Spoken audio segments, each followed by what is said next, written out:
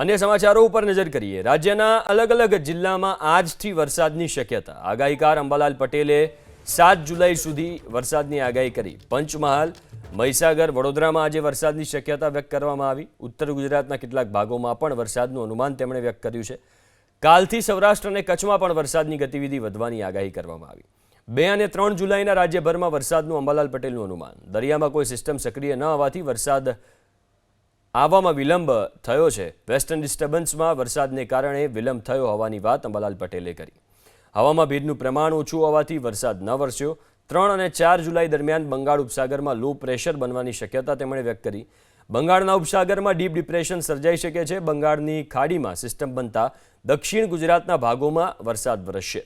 મધ્ય ગુજરાતના પંચમહાલના આસપાસના વિસ્તારમાં પણ વરસાદની શક્યતા। કોઈ ભાગમાં હળવો તો કોઈ ભાગમાં 4 થી 6 ઇંચ જેટલો વરસાદ વરસશે। મધ્ય ગુજરાતના કેટલાક ભાગોમાં જળબંબાકાર થવાની શક્યતા છે। બનાસકાંઠા, સાબરકાંઠા, અરવલ્લીના ભાગોમાં વરસાદની શક્યતા। ડાંગ, આવા, વલસાડ, નવસારીના ભાગોમાં અતિ ભારે વરસાદનું અનુમાન। 4 જુલાઈ બાદ મધ્યપ્રદેશના ભાગોમાં ભારે વરસાદ થતાં નર્મદાનું જળસ્તર વધશે।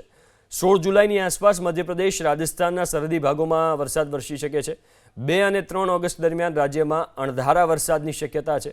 રથયાત્રાના દિવસે ક્યાંક વરસાદી છાંટા તો ક્યાંક ધોધમાર વરસાદનું અનુમાન છે।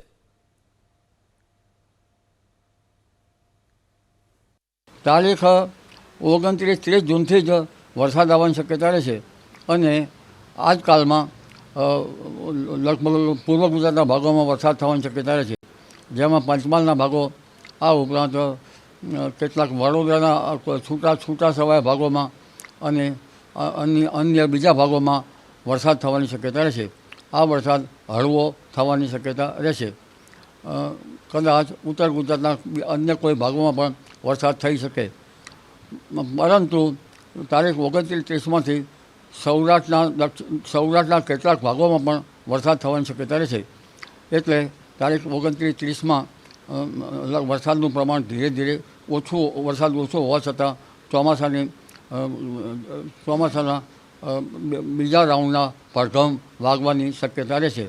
હવે તારીખ બીજી 3 જુલાઈથી વરસાદ થવાની શક્યતા રહેશે અને તારીખ 7 જુલાઈ સુધીમાં તો પૂર્વ ગુજરાતના ભાગો, પંચમહાલના ભાગો, મહીસાગરના ભાગો, વડોદરાના ભાગો, આ ઉપરાંત લગભગ અન્યમાં અરવલ્લીના ભાગો, સાબરકાંઠાના ભાગો, ઉત્તર ગુજરાતના ભાગોમાં વરસાદ થવાની શક્યતા રહેશે, જેમાં મહીસાગરના ભાગો, વડોદરાના ભાગો અને પંચમહાલના કેટલાક ભાગમાં ભારે તો કોઈ ભાગમાં અતિ ભારે વરસાદ થવાની શક્યતા રહેશે।